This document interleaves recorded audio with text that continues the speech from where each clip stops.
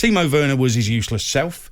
I didn't understand the team selection. Alonso, what's he doing on the pitch? Kepa, what's he doing in goal? Mendy saves that shot, by the way. And what he was doing with Reece James and Azpilicueta, I don't know. Ziyech, yeah, he's the semi-final hero. Doesn't mean he has to play in the final. Very, very strange. Did he even watch last year's final when Pulisic was winning it for Chelsea before he got injured? I mean, it's very strange from Thomas Tuchel. He's getting a lot of praise. I saw an article today which basically opened with the sentence, Thomas Tuchel has been brilliant since he's been at Chelsea. Well, has he? I mean, really, when it comes to the crunch, he might have made them better. Has he been brilliant, really? I don't think so. Well, I still think it comes down to it. We said this at the end of the year. If they miss out on top 4 and lose both finals, has it been a good year? I Terrible. don't know. How would the fans look on it? And I'm not saying they're going to lose against Manchester City, by the way. But I'm just saying it looks different now. Liverpool getting that late winner through Alisson, which we're going to talk about later as well. But it puts the pressure back on Chelsea. It's a huge game for them tomorrow. But I thought it was a terrific cup final. There were moments in it which are what you remember. There's certain things in cup finals that happen, and some things did. I mean, the saves from Schmeichel, you've talked about it. You look at that, the team selection, which I'm sure will be one thing you talk about. You get to a final, do you play your best side? The atmosphere was absolutely electric. I thought the noise was fantastic for a cup final. Brilliant, wasn't it? And by the way, VAR got it right.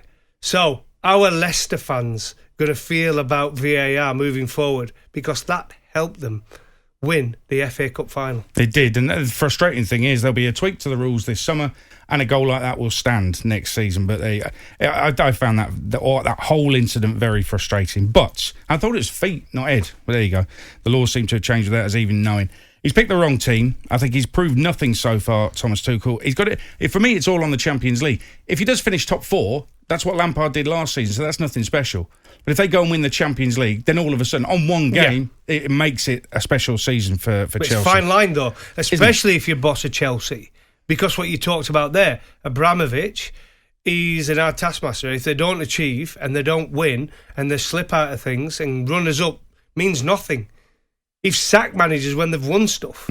So if they come runner up and don't finish in the top 4, I think it's a huge failure. You're talking about Everton later as well, and Ancelotti and Everton and what they're doing. Chelsea could end up with nothing. Agreed. Nothing. And let's have a look very quickly at what he's done. He's picked the wrong keeper for this game, so he hasn't sorted his keepers out.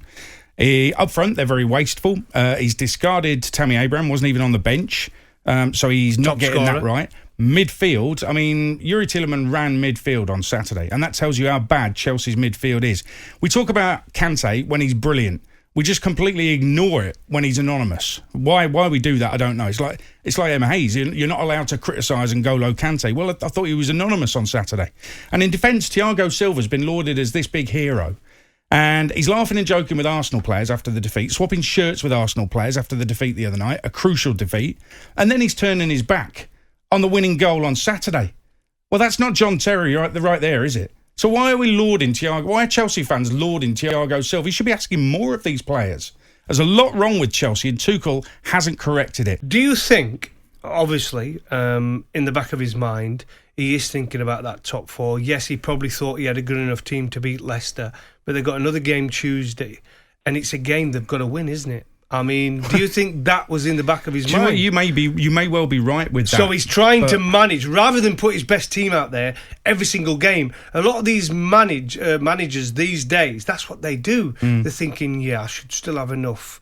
There's not that big a difference I can see there, so I should just have enough. The bigger game's Tuesday. I know that sounds daft because it's a cup final, but the bigger game's Tuesday. That's what Solskjaer did last week, by the way. Yeah, and he lost both. I know, Aid. I'm not saying it's right. I'm just saying, but a lot of these managers work that way now. He probably still thought he'd win that game with a team. Final. Yes, and he thought he'd win the game with the team he put out. Yeah, but that's ridiculous because Leicester are above him in the table. That's arrogance, pure arrogance. It's sackable arrogance, that is. You've got to be realistic with this. I mean, what he has done at Chelsea to get him in this position, and when we're talking about improvement and expectancy, just when you want consistency, just look at this, because we're under Frank Lampard, they finished in 4th, and nobody expected him to that season. Let's be honest about it. True. He got them into 4th. Yep.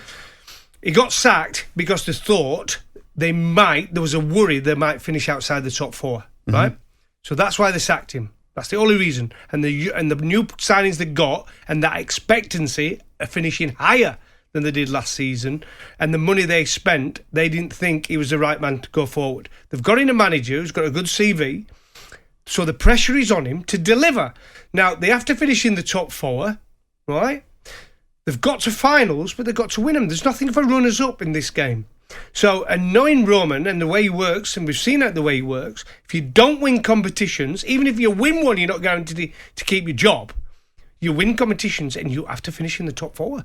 The way I see Tuchel, and it all changes on one game, Champions League final, and that's just how fragile it is. But at this moment in time, he's Frank Lampard without the fun. That's how I see it.